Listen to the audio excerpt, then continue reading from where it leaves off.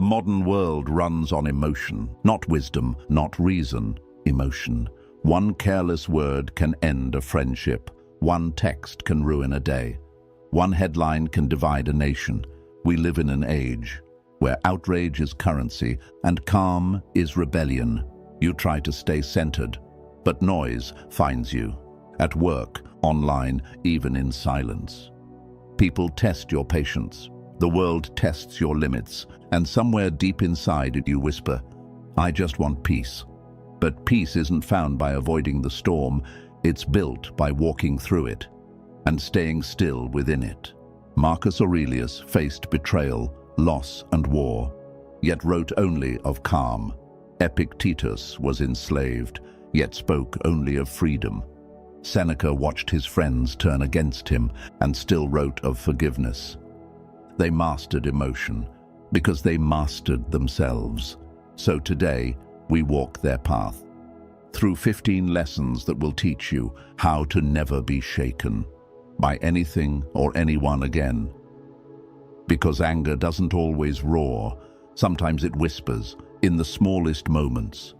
When the Wi-Fi drops mid-call, when traffic won't move, when someone chews too loud, when the food delivery is late, when your team loses the game, tiny sparks that burn hours of peace. These aren't problems, they're practice. Every irritation is an invitation to prove your mastery in the moments that test it most. Lesson 1. The pause between. Anger begins where awareness ends. You don't control what happens, but you always control the moment before you react. That pause is your power. Modern life rewards immediacy. Reply now, defend now, react now, but the Stoic pauses. He breathes, he observes. Marcus wrote, "You have power over your mind, not outside events." That's not philosophy, it's training. When emotion rises, don't fight it, name it. Anger is here, frustration is visiting. Labeling emotion pulls it from instinct into reason. You move from puppet to pilot. Between impulse and action, you are free. Lesson 2. The mirror of reaction. No one makes you angry. They reveal your anger. Every trigger points inward. Every insult finds an echo. Jung called this the shadow, the hidden parts of ourselves. We deny, repress, and project onto others. When someone irritates you, ask, what part of me do they reflect? Often, it's not their tone that hurts. It's the truth behind it. Anger is the ego's mirror. It shows you where you are not yet healed. The Stoic doesn't suppress it, he studies it. Every irritation is a lesson in disguise. Learn from it, and the trigger disappears. Lesson 3. The weight of expectation. Expectation is the architect of disappointment. You expect people to understand, they don't. You expect fairness, the world stays unfair. You expect loyalty, but not everyone's built for it. Epictetus warned, don't demand that things happen as you wish. Wish that they happen as they do. Expectation feeds anger. Acceptance ends it. Peace begins, not when life behaves, but when you stop believing it should. Expect imperfection, and find gratitude when life surprises you with grace. Lesson 4. The illusion of control. Control is a sweet poison. It gives comfort, but steals clarity. You can't control other people, only your perception of them. You can't control outcomes, only your effort. You can't control timing, only your preparation. The Stoics separated life into two realms: what is within your control and what is not. Modern chaos comes from blurring that line. We waste peace on things we never owned. So today, draw that boundary. Let go of the illusion and watch your anger dissolve with everything that was never yours. Lesson 5. The enemy within. Your mind is a battlefield. but most of the wounds are self-inflicted. Seneca wrote, "We suffer more in imagination than in reality." You replay the insult. You build arguments that never happen. You live twice, once in pain and once in thought. The Stoics called this emotional self-harm, the habit of reliving pain. That already ended. Modern psychology calls it rumination. It's not reality hurting you. It's your replay of it. The next time your mind replays a scene, whisper, "This already happened." You'll feel the chain loosen. That's awareness. Breaking the loop. Lesson 6. The echo of ego. Most anger isn't about others. It's about identity. When someone insults you, they're not hurting you. They're touching a wound. Your ego still protects. Ego demands to be right. Ego craves validation. Ego fears humiliation. But every insult only has power if your self-image depends on approval. Epictetus said, "If someone speaks ill of you, remember, they know only part of the story. Freedom begins." When you no longer need to explain yourself, let others misunderstand you. Their opinion is a mirror, not a verdict. You don't defend your peace, you embody it. Lesson 7. The prison of control. You think control protects you, but it imprisons you.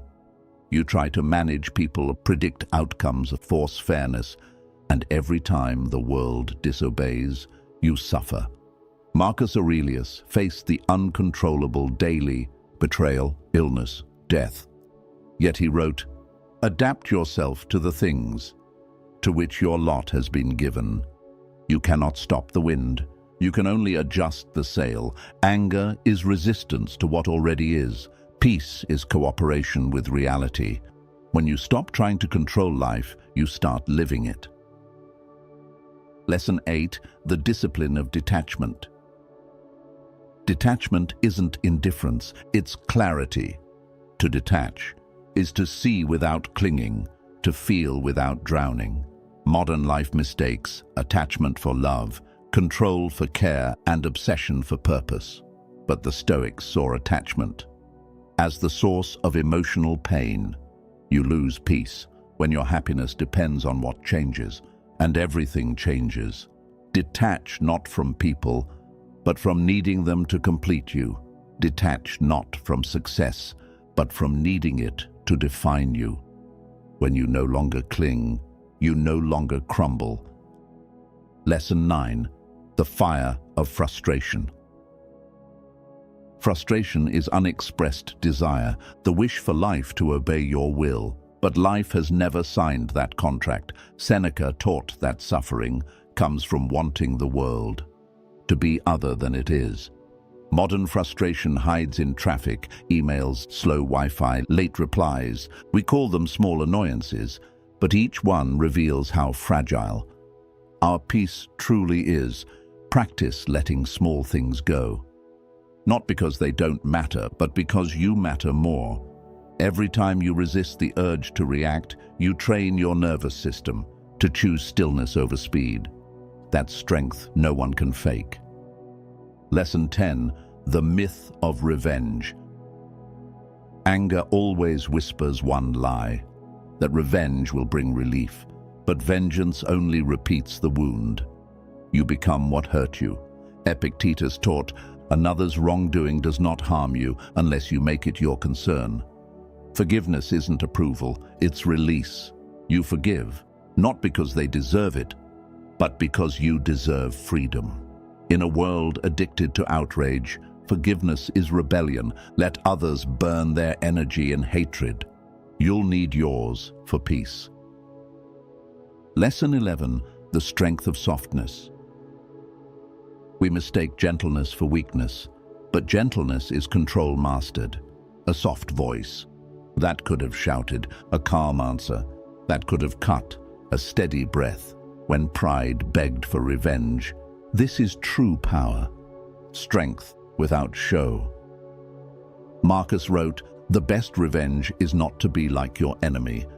Your restraint isn't silence, it's sovereignty." Lesson 12. the company you keep. Anger is contagious, so is calm. The Stoics warned, the soul becomes dyed with the color of its thoughts if you spend your days. With the furious, you will inherit their fire. Guard your circle. Choose those who breathe peace, not panic. Your environment shapes your emotions more than your will. Peace is not a trait, it's a temperature. Surround yourself with warmth. Lesson 13. The weight of words. Every word you speak is a seed. Plant enough bitterness, and you'll walk through thorns. Speak enough peace, and you'll build a garden. Seneca said, "Speech is the mirror of the soul." Modern noise rewards reaction, but silence grows value. Before you speak, ask, will this heal or harm? You can't control what others say, but you can master your own voice, and the world listens. To the calmest one in the room. Lesson 14. The practice of presence. Anger feeds on absence. The mind leaves the moment and starts living in imagination. You replay the past. You predict the future. You lose the present. Marcus wrote, "Confine yourself to the present." In today's chaos, presence is a rebellion. Put down the urge to react. Feel the weight of the air, the rhythm of your heart, the silence between breaths. Peace hides in that stillness, always within reach. Lesson 15. The shadow of self. Jung taught that what we reject within ourselves returns through others. The people who anger you most often mirror the parts of yourself you've not yet accepted. The Stoics called this work proheresis, mastery of perception. When you own your shadow, no one can weaponize it. When you accept your flaws, insults lose aim. When you integrate your darkness, you stop fearing light. The Stoic doesn't suppress pain, he integrates it until nothing outside can disturb the harmony within. The solution, the Stoic way. Emotional freedom is not built in avoidance. It's forged in awareness.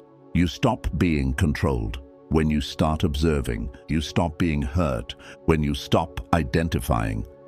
The Stoics didn't eliminate emotion, they illuminated it, and the light is in your awareness. Observe, reflect, journal, practice stillness, as Marcus did, as Seneca did, as you now will, every day. Pause, breathe, and write these 3 lines. What disturbed me today? What was in my control? What did I learn? This is how awareness becomes armor, not hardness. Closing reflection. If any of this spoke to you, if it found you at the right time, take a moment, type below, "I choose awareness." Because awareness is the first step to peace. Like this video, subscribe if you're walking this path, share it with someone who still fights what they cannot control. Remember, emotional freedom isn't about never feeling, it's about never being ruled by what you feel. Stay grounded, stay strong, stay true. No man is free who is not master of himself. Epictetus.